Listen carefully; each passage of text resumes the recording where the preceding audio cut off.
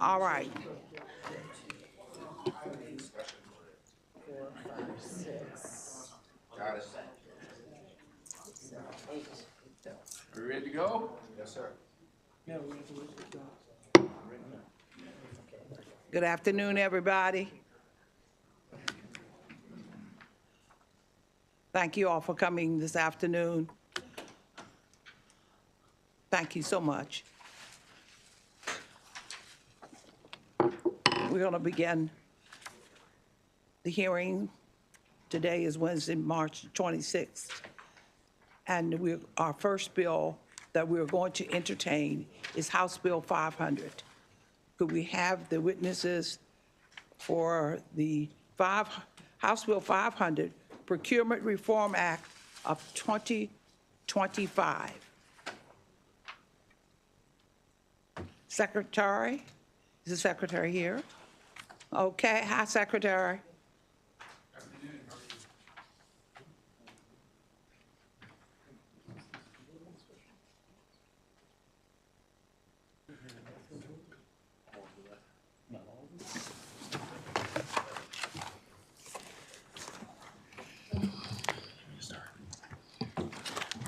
Good afternoon, Madam Chair, members of the committee. For the record, I am Atif Chaudhry, Secretary of the Maryland Department of General Services. I am here today to support one of Governor Moore's legislative initiatives here, the Procurement Reform Act of 2025, also known as the PRA. Given that we've already held one hearing on this bill before this committee, I will simply provide an overview of the posture of the bill as amended, which we are very happy with in its current state. Amendments were finalized after extensive work sessions and collaboration in the House with stakeholders, engaging with the community and representatives alike. We believe that we've resolved the concerns and requests of all stakeholders who came to the initial hearing before this subcommittee. First, the legislation features several reforms that will streamline processes and create efficiencies. The amended PRA streamlines modification processes by allowing procurement officers to approve modifications under the small procurement threshold, and for the chief procurement officer to approve contract modifications up to $200,000, which is the current BPW threshold. This saves time from executing modifications below the BPW threshold while retaining oversight by the board through reporting on the Procurement Agency Activity Report, which is a monthly report that is issued to the Board of Public Works, identifying all the procurements under the threshold. The board has the ability to remand and request a modification to amend a modification if they don't agree with or have issues with. The bill also enhances the efficiency of master contracting, allowing procurement officers to focus on a more manageable number of task orders, and also requires a round-robin process to ensure that vendors are utilized fairly through a rotational process. The PRA also makes changes to source selection and workforce diversity requirements.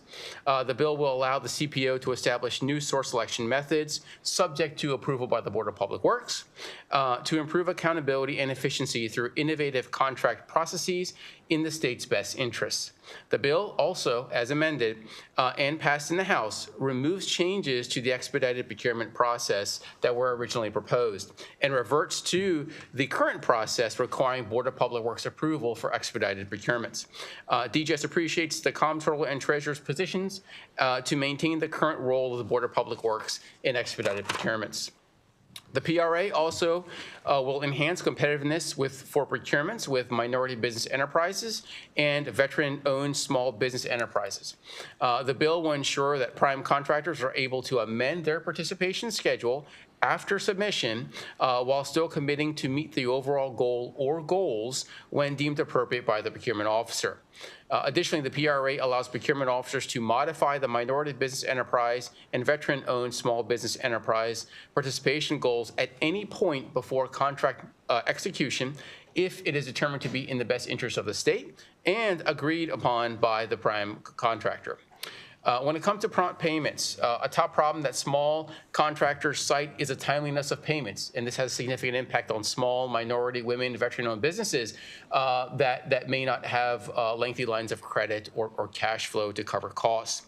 To move the state in the right direction, the PRA will require, as a matter of state policy, payments under the Small Business Reserve Program to be made within 15 days upon invoice approval. The PRA, as amended, clarifies that interest shall accrue in accordance with current law. In addition, the PRA will establish good labor practices evaluation factor for competitive sealed proposals, procurements, up to 10% if a point system is used for the technical evaluation. Otherwise, it will be ranked in relative order of importance for offerers who pledge via an affidavit to adopt 10 specific good labor practice standards that are defined in the bill. And this is for any state contract that it works on and maintains those good standard labor practices. This section of the bill was significantly amended and reviewed in the House following intensive negotiations between stakeholders, and all parties support this amended approach. The definitions, and there's some other amendments that we put in there that are more clerical. The definitions of veterans, statewide contracts, and services were amended to clarify terminology in other sections of the statute. The cross-reference to pay for success section in the natural resources article was amended. The definition of services and supplies for information technology was updated to clarify transportation-related activities and include adherence to Department of Information Technology oversight. And the Board of Public Works Procurement Advisor will be required to conduct an economic impact study on instituting an in-state preference program for Maryland-based vendors. Taken together holistically, this bill marks a very positive step towards a more efficient procurement system and creates new opportunities for small businesses across the state. For these particular reasons, and those that have been identified here, DGS respectfully requests a favorable report on House Bill 500, the Procurement Reform Act of 2025. And with that, I'll hand it over to Brad Fallon, from the Governor Chief Legislative Office. Thank you, Secretary. Thank you, Madam Chair. Could I just? Please, Could you please. pause just a moment? Of course. Are there any questions for the Secretary from the committee? See none, we'll move on to the next. I was just going to say I'm here for questions, so I may have gotten my answer there, Madam Chair, so I'm glad you went ahead of me. But if there are any questions, like the Secretary mentioned, this was very hard negotiated. I'm really proud of where this ended up. We had a lot of folks come and look for amendments when we had the first hearing on this side on the Senate bill. We took those, worked them through the House. Nobody else has contacted me saying there are outstanding issues to date. And so I think, not everybody got 100% of what they wanted, but I think everybody should be proud of where it ended up. So thanks so much, Madam Chair.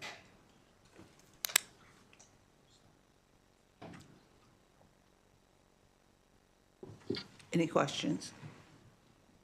Okay, moving right along. Great. Thank you. We were all here for questions. Yeah, we were Okay. just here for questions, so thank you. All right. No questions? Thank you very much. Thank you. Okay.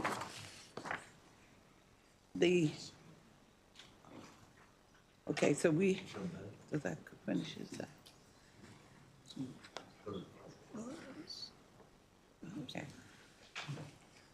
Okay. We now ask the following to step up to the witness stand. Laura Actus from the Treasurer's Office. Brad Fallon from the Governor's Office. He was just up here. Hi, Brad. Joanna from the Treasurer's Office. Jamie from the Office of State Procurement, who's just up here. My wonderful friend Donna Edwards from Maryland, D.C., Office of AFL-CIO. On House Bill 500.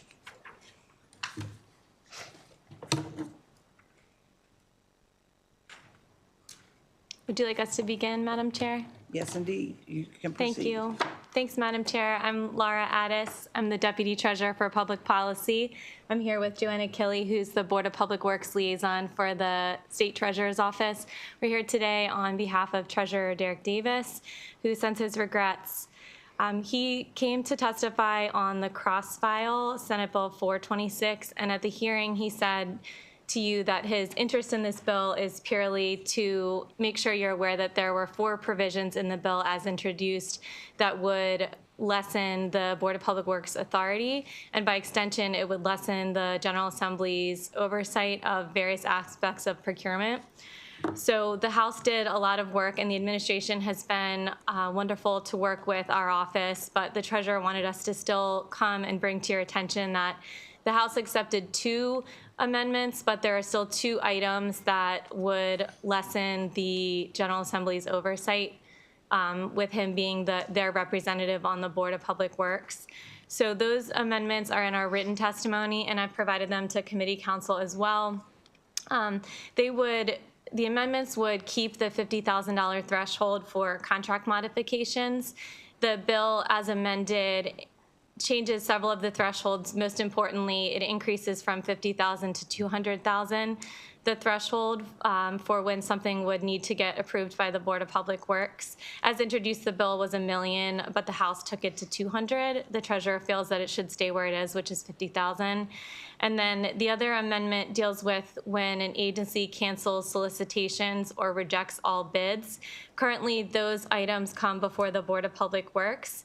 The bill, as it appears now, is unchanged from when it was introduced, and that would instead let the Chief Procurement Officer and DGS make those approvals. And so the Treasurer feels that it's important for the board to be receiving notice on the PAR reports when there's some kind of an extraordinary action like that where a solicitation is being canceled.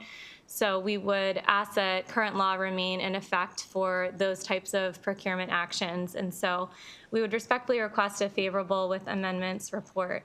Thank you very much. Joanna's here for questions. Thank you very much for that. Do we have any questions from the committee? Okay. Thank you, Madam Chair. Madam Chair, so I know both, but first because we worked in the House, but this is my first time actually getting to see you in person. So you send all these emails, filling us with good information, but just thank you for your leadership and what you do for the state of Maryland, because I've never seen you in person, but I get tons of emails, so thank you.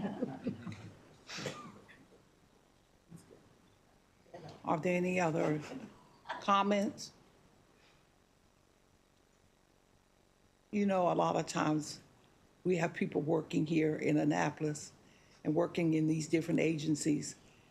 It's just so refreshing to hear you, to thank this wonderful, wonderful public servant.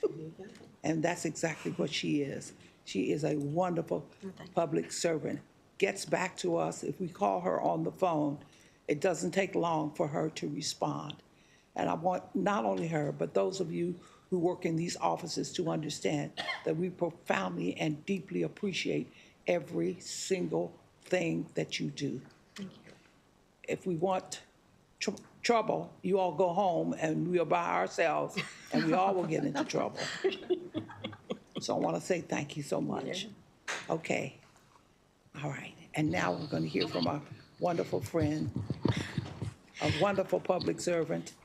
Well, good afternoon, Madam Chair. Good afternoon. And members of the committee. I'm Donna Edwards. I'm president of the Maryland State and D.C. AFL-CIO. And we fully support the bill as amended. We want to thank this committee for the work you've done. We really want to thank the House for the work that they did on the bill, and for the governor's office to pull all of the stakeholders together. We met, as far as labor and the building trades, with the contractors' representatives and really came to an agreement on what has worked out in this bill. And I think that for us, it goes a long way, I think, for Maryland, in that we are really recognizing and rewarding good employers. And usually we are talking about giving away tax dollars for something that businesses will do to maintain a workforce, create jobs. But this is literally saying you get recognized and you get rewarded for being a good employer, following the laws that you have passed for labor. And so thank you very much. And we ask that you pass this bill as amended. Okay. Any other statements or comments? I thank you all very, very much. Thank you, Madam Chair. Thank you. That ends the discussion relative to House Bill 500. Moving on, House Bill 56, State Department of Education, Local Food Purchasing Program. Thank you, Madam Chair, members of the committee. For the record, Delegate Lori Charkoudian asking for a favorable report on House Bill 56. This is one of those bills that it's like a kumbaya kind of bill because everyone wants more local food in our schools. And the question is just how it is that we make that happen. And there's lots of structural barriers that keep local food, local farmers from being able to sell food to our local schools. And this bill works to really break down some of those barriers. If you take a look at, I brought it in pre-filed, but if you look at the people who signed on as co-sponsors as it made its way through the HGO, you can see that it really is a kumbaya moment with almost all the members, both parties signing on as co-sponsors. So what does the bill do? How does it start to chip away at those challenges? It does a couple of things. One is it requires that when these funds are available, as they have been in the past, and we hope they will be in the future, when funds are available from the federal government to support MSDE buying food and putting together contracts on behalf of local school systems, that MSDE shall move forward and do that and do it through a online structure that allows sort of the contract to be statewide and the local school systems to be able to buy off of that contract through a portal that MSDE will create. So that's one really important thing that it does. The second thing that it does is it requires DGS to work collaboratively with MSDE to support that procurement. And what I'll say about that is the current DGS and the current MSDE are actually working well together to make that happen. But historically, there's been periods of time when MSDE has wanted to move forward with this kind of a process and DGS has not engaged in the way that's needed. And so what I did on this bill is worked really closely with MSDE and DGS to sort of codify what they've established and what is working right now to make sure that regardless of who's in charge of DGS or which administration is in place, DGS is supportive of MSDE's work to procure local food on behalf of the local school systems. The third thing that this bill does is there's a section of law that's been in place for a very long time, which is the price preference for local food, which allows a price preference for up to 5% for local food. It adjusts that so that it's reflective of our certified local food, certified farm and fish program, including farms as well as blue catfish in the Chesapeake Bay, invasive species in the Chesapeake Bay, and it expands the price preference to include both of those for local schools, and it increases it to 10%, up to 10%. So it doesn't require an increase in cost. There's not going to be an increased cost to local school systems, but those school systems or MSDE who choose to use this price preference will be able to have the price preference go up to 10% if they choose to do it and their budget allows for it. And it also will allow them to do procurements that are exclusively for local food. So they're not required to do procurements that are open to everyone and local food has to compete for it. If they want to just say for these apples right here, we're just going to take local food, local farm bids, they can do that as well. So it's 5 or 6 different sort of structural changes. None of them are earth-shattering, but all of them put together will make it easier for our farmers and our local fisheries to be able to sell into Maryland schools. So with that, I'm happy to take any questions and ask for a favorable report on House Bill 56.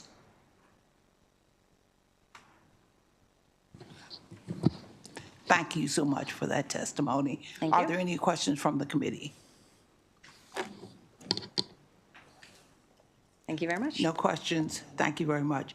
I also want to thank those of you, there were 9 people who sent us written testimony in favor of this piece of legislation, and I want to thank you for taking the time to do just that. We deeply appreciate it. Thank you. Okay, moving right on. We're now, that ends House Bill 56. We're moving to now to House Bill 188, scrutinize entities, Thank you, Madam Chairman, prohibitions. Chairwoman, and Senators. It's rare that I do get to follow my colleague and come up and say that I was part of that kumbaya moment, and I think that's probably what she was saying. Even Delegate Chisholm signed on. It's a great bill. I'm here to present HB 188. For the record, I'm Delegate Brian Chisholm. This passed out of the House unanimously last year, passed out of committee, and the House again this year unanimously. It's always good to have something come over here to the big house. This is a procurement bill that is designed to add an extra layer of protection for our state procurement systems. It's what a lot of other states are doing now, and it's what the federal government does. And its intent is to keep bad actors from other countries from entering into our procurement system. It's no secret anymore that we are continuously trying to be hacked. We have concerns with our water systems, our sewer systems, from foreign actors trying to do us harm. And considering where we are as a state, with Fort Meade in our backyard, with NSA, with Fort Detrick, for the number of military installations, this bill seeks to ensure another layer of safety to ensure that those bad actors are not trying to enter into our procurement system. It also is a pro-local procurement system bill so that our Maryland contractors and local contractors have a much better chance of getting into our procurement system, as we don't want nations that look to do us harm to enter into the procurement system. And out of respect for your time, I will just turn it over right now and answer any questions you might have, and I can turn it over to my my witness as well. Okay. Are there any questions? Okay.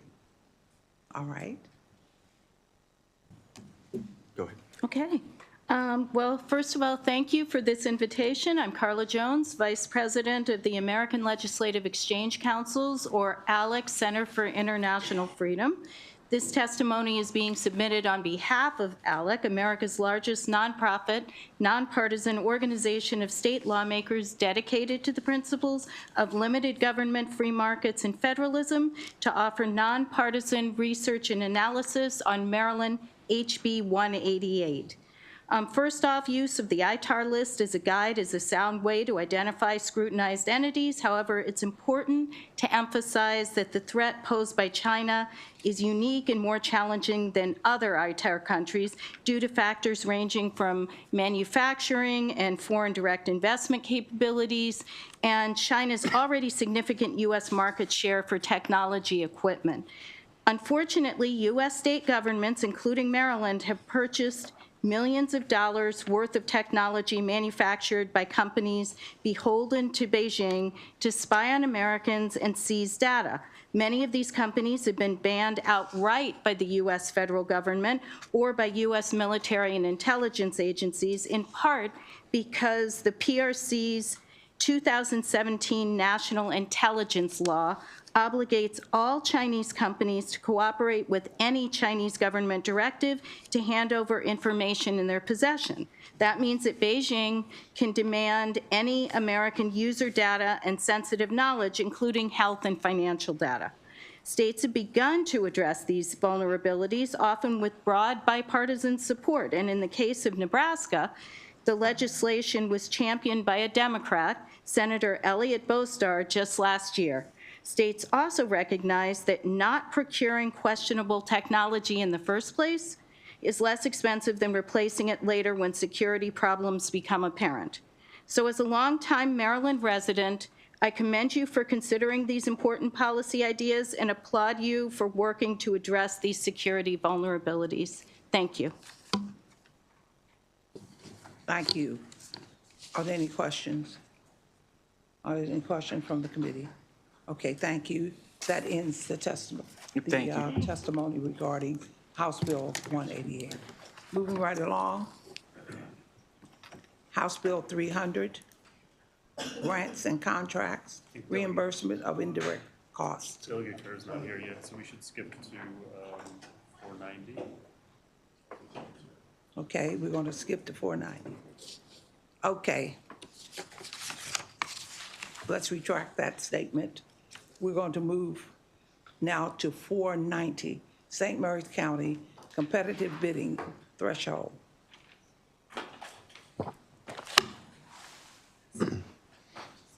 Thank you, Madam Chair, Senators. My name is Delegate Todd B. Morgan on behalf of St. Mary's County, introducing House Bill 490. It's a St. Mary's County bill which would increase the minimum contract value in St. Mary's County for the competitive bidding process to $50,000 in order to ensure flexibility to adopt future cost-effective and timely procedure policies. The cost for IT site licenses for software users has greatly increased outside the current threshold. The increase is needed to be able to keep these contracts competitive and meet the needs of the county. In essence, everything is becoming more expensive. These changes and updates in policies will be in line with modern county procedures. This bill did pass the House unanimously. Thank you very much. Thank you, ma'am. Are there any questions from the committee?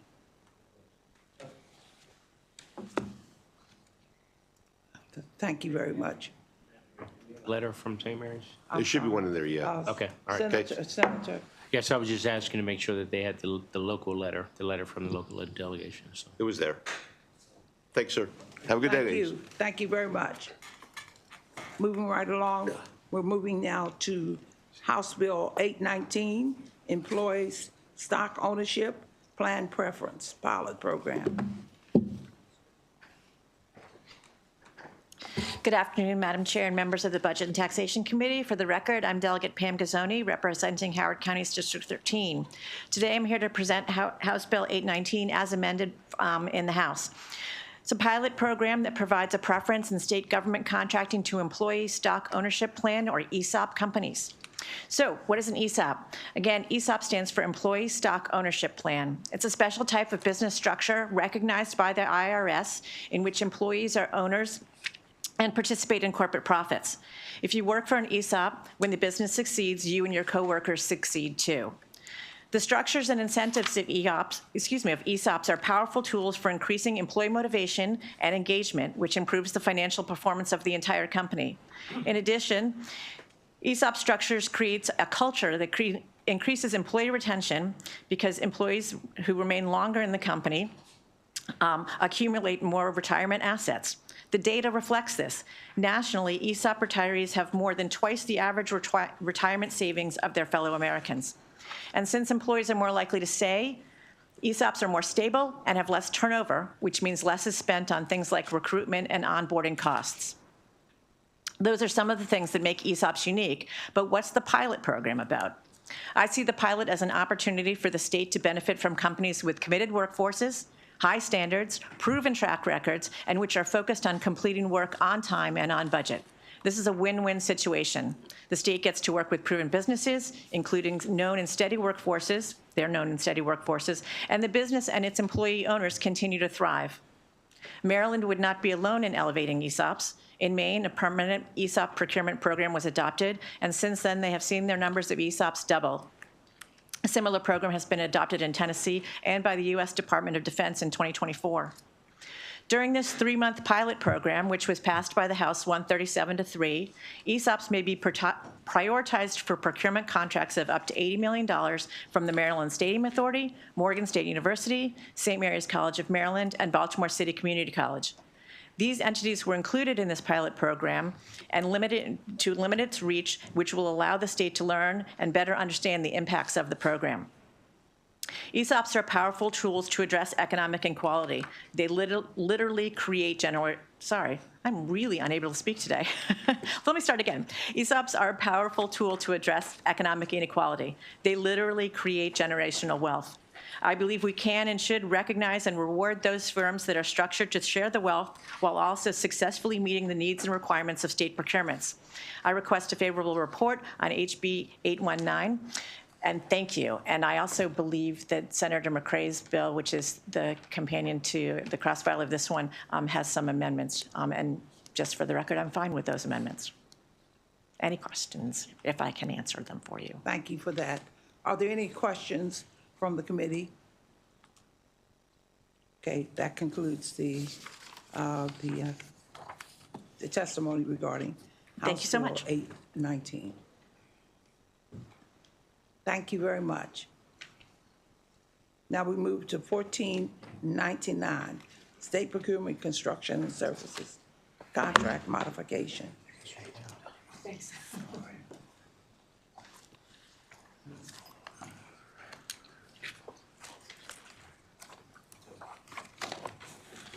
Thank you, Madam Chair, and members of the Budget and Taxation Committee. For the record, I'm Delegate Steve Johnson, here to present House Bill 1499, State Procurement Construction and Services Contract Modifications. I just wanted to let you know this was a cross-file for Senate Bill 403, Senator McCrae's, but in the House, bill drafting did not get it out drafted in time, so it did go to rules. We were able to get that out of rules, got it through the subcommittee, committee, and through the House. This bill calls for an addition of new clauses requiring contract modifications for both construction contracts and service contracts. The clauses would require an equitable allocation for compensation and benefits as it relates to statutory changes or collective bargaining.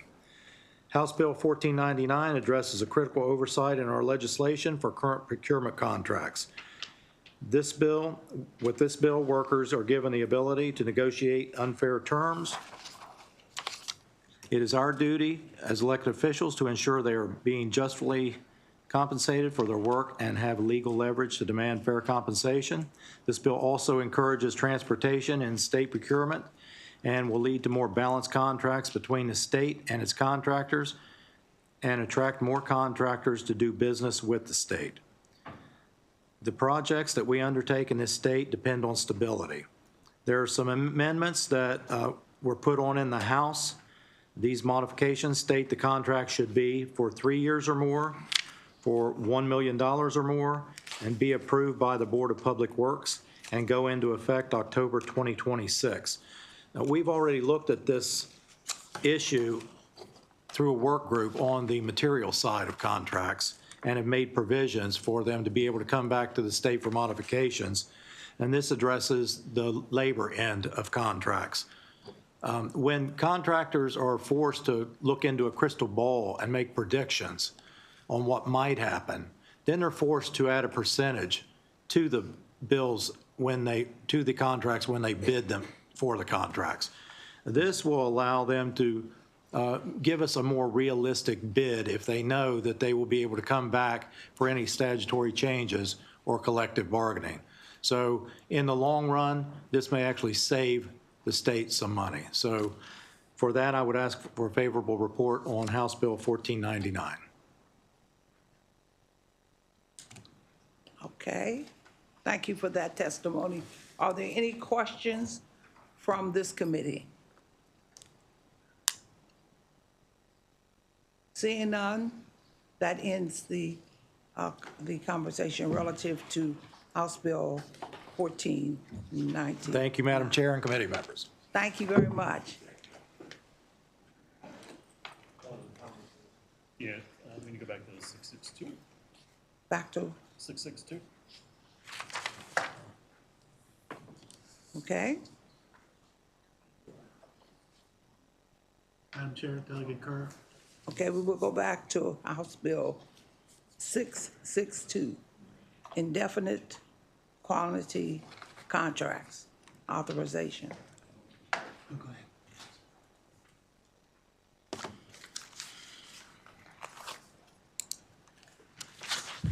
All right.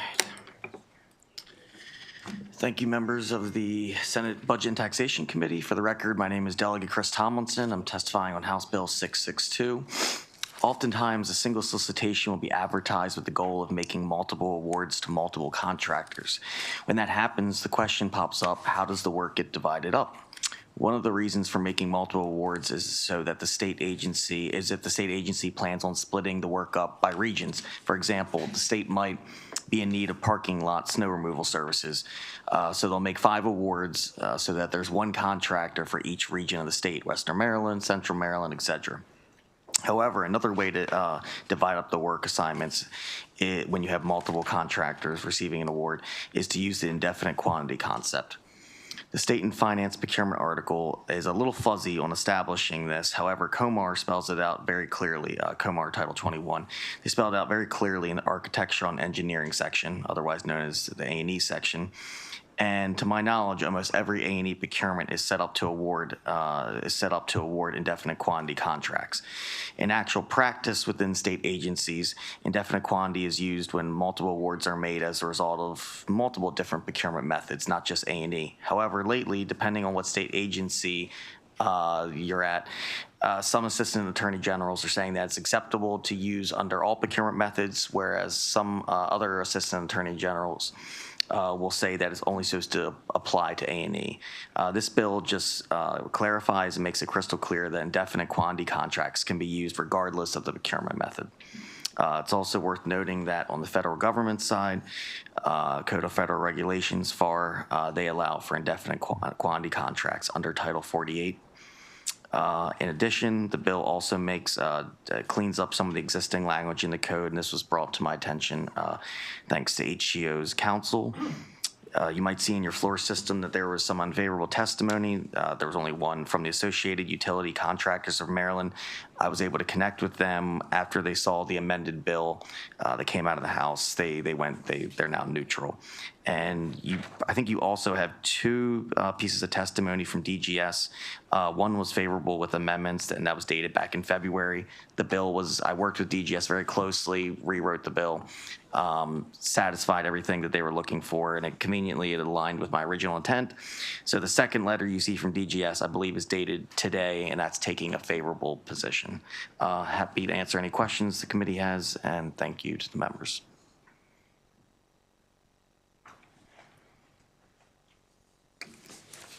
Thank you for that testimony. Thanks. Are there any questions from the committee? Seeing none, that ends. I'm sorry? One witness. Yes, that ends the, There's a witness. Yes. are you a witness? There is a witness. I had signed up for another bill also, but it didn't come up, so. Are you Fatima? Yes, Hussein. Yes.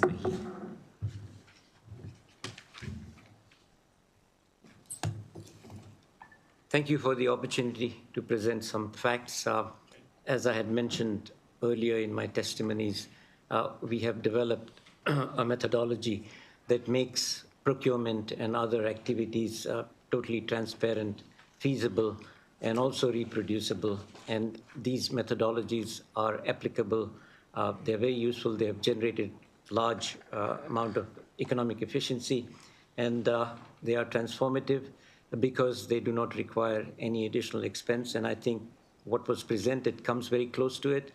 But there are other practical elements of it that can be utilized through other bills that are going to be put together, or at least in draft form, this session or immediately after the session. And I've mentioned, it's a dynamical system of implementation, interactive specifications and standards that takes care of minor variations that can occur between a contractor and a procurement officer.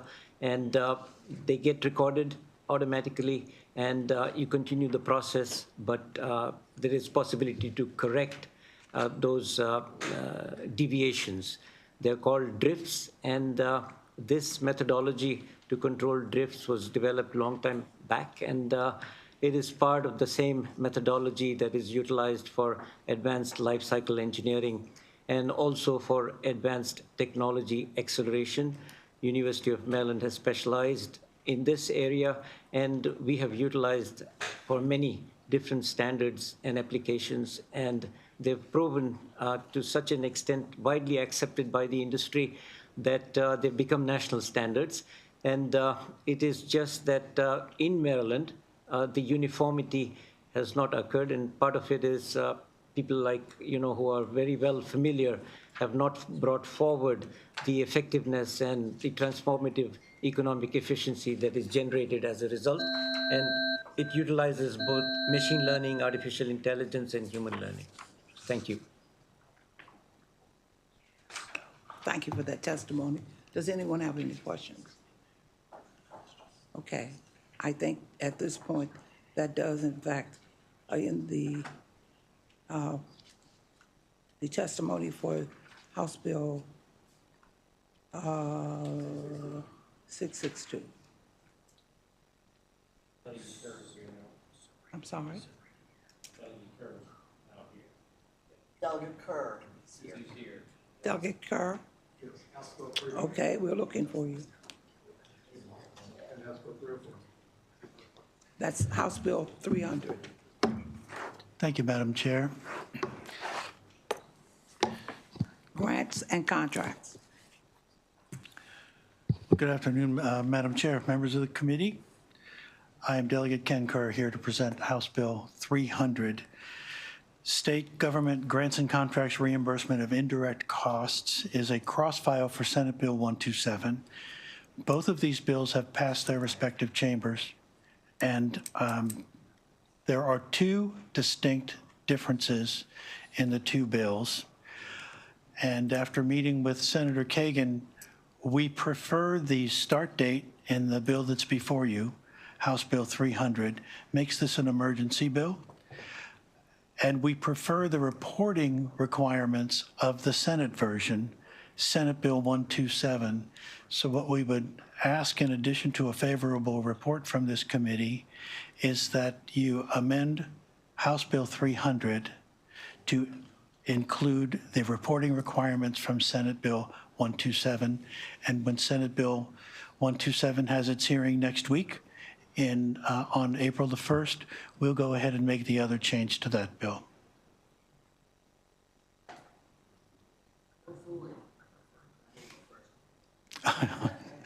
I'll do my best to make sure there's. Thank you for that testimony. Are there any other questions or any comments? Thank you very much. Thank you, Delegate. Okay. What is your next bill? Well, thank you, Madam Chair. Again, Delegate Ken Kerr. 304. Yes, Madam Chair. This is House Bill 304. And State Procurement Transparency and Procedures. And HB 304 makes key changes to state procurement process. The bill streamlines the procurement process, clarifies deadlines, and ensures fair compensation for contractors while maintaining ethical standards. First, let me talk about the change orders and contract modifications.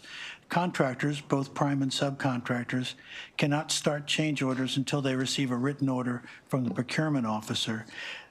The bill allows change orders to follow either contract terms or changes in laws and regulations. Contracts must now include a clause ensuring contractors receive fair compensation and equitable adjustment for cost increases due to changes in the law. The areas that involve bid protest and contract claims, this bill separates contract claims from bid protests. Protests now follow their own process. So if an agency fails to decide on a protest within 60 days, the protestor can assume the protest is denied. And the final decision on protest is now made by the procurement officer, eliminating further agency review. A third element of this bill is debriefings and contract claims. The bill expands debriefings, in other words, explanations for unsuccessful bids, beyond construction contracts. Contractors now have 60 days rather than 30 to submit a contract claim. Procurement officer must review, negotiate, and resolve claims while following legal guidance, and recovery for claims is limited to the costs within 60 to 150 days before the claim notice deadline. The bill limits how far back contractors can claim costs when filing a claim. And the final element of this bill is procurement ethics.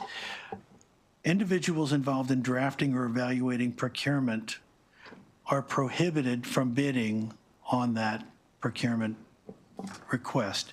However, if a bidder shares general information that doesn't create an unfair advantage, then the consultation would be permitted.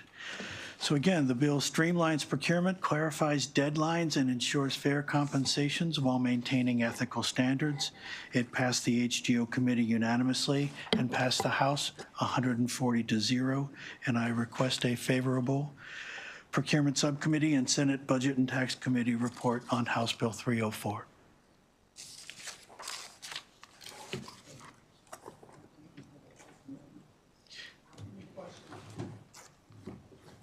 I thank you very much for that testimony. Are there any questions from the committee? Thank you, Madam Chair. Thank you, committee. Thank you very much. You also sign up on this bill. I think that's it. There's one more witness. Yes. I did sign up. Yes.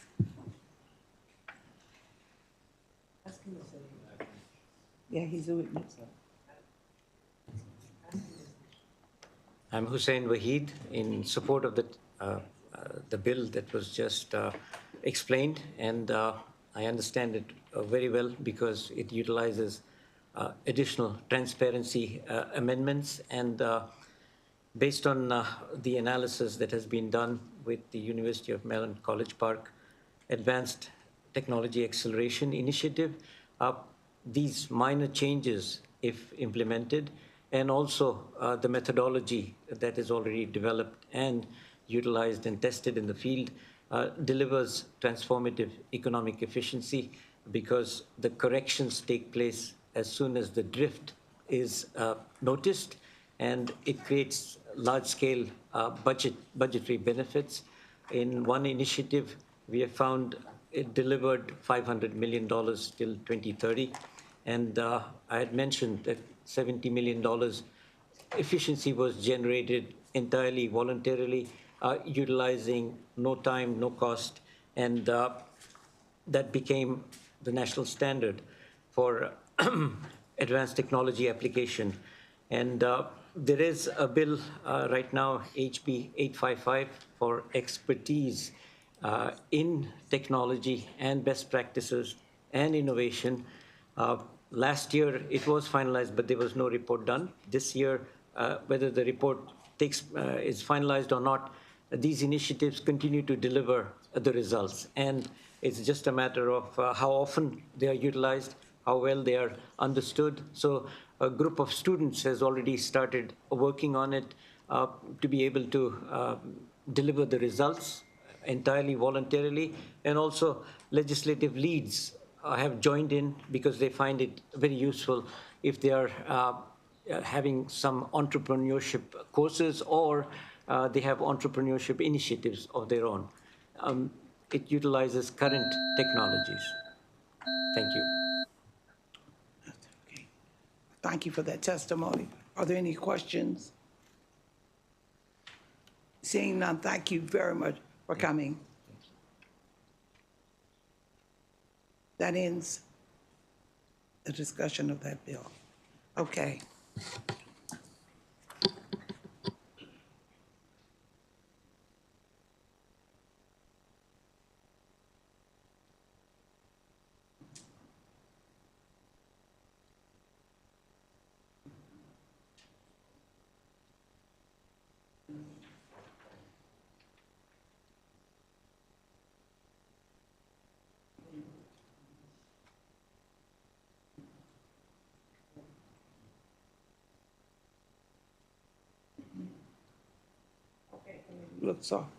Looks like we're ready to vote on some of these bills here. Are we ready? Thank you, Madam Is Chair. everybody not ready? I'm sorry to hear that you're not ready. That's really too bad. We're hoping that you will soon get ready. It's just a referral. Thank you very much. So the first bill for discussion will be House Bill 500. This is the Procurement Reform Act. I think you've heard a bit about this a number of times. I think the two items that were kind of outstanding, the Treasurer's Office raised today in testimony, there were two amendments. They were asking to strike some provisions of the bill related to the authority for contract cancellation or solicitation cancellation, and provisions related to contract modification. I have those amendments. They're fairly simple if anyone's interested in seeing them, but I didn't know if anybody had any questions related to those. I don't have any questions, but I would move that we just move this to the full committee for discussion. Okay. Okay, is there a second? All in favor? Aye. Any opposition? We will move it to the full committee. Okay. The next bill for discussion, House Bill 56. This is the local food purchasing procurement bill related to MSD and DGS, I believe, had worked out some amendments that were done, which is the version before you.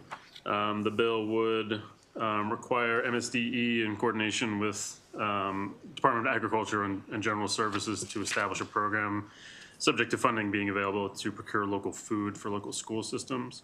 I would note the bill also does increase a price preference in existing law from 5 to 10%.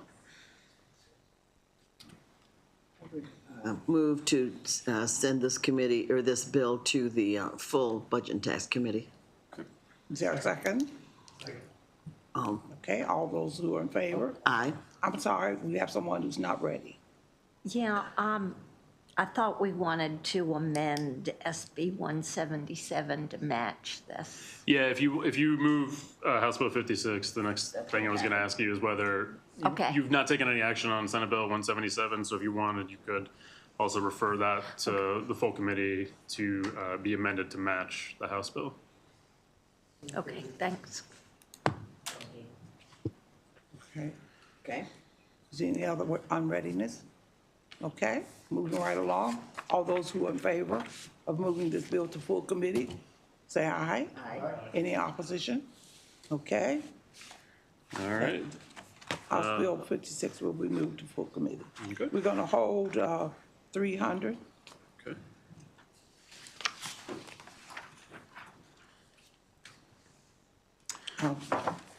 Okay, we're going to also hold House Bill 304. Okay.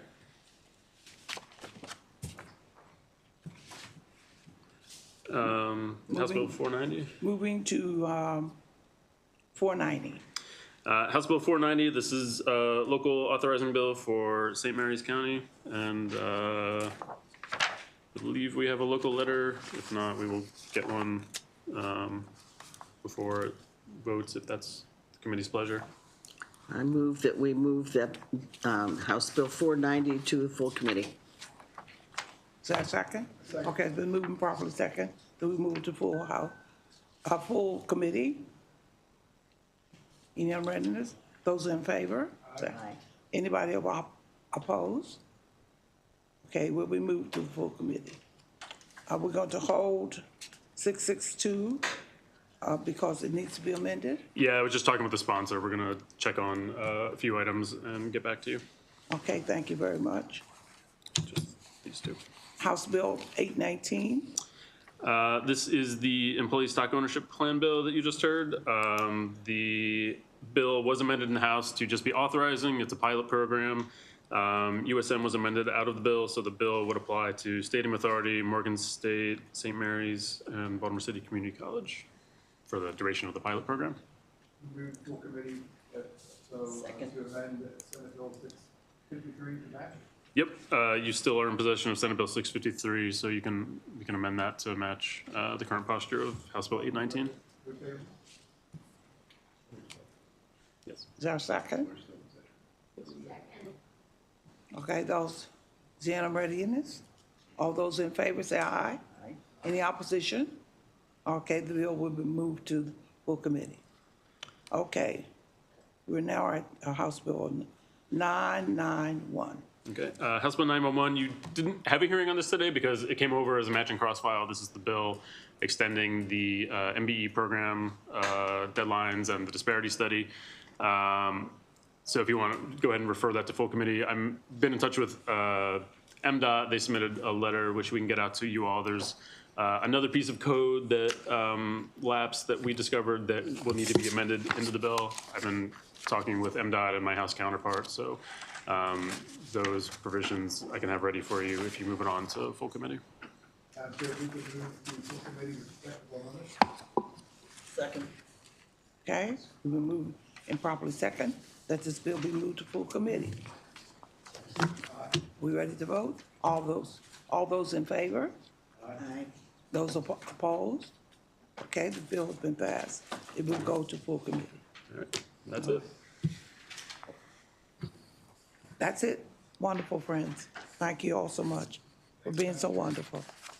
So that ends it.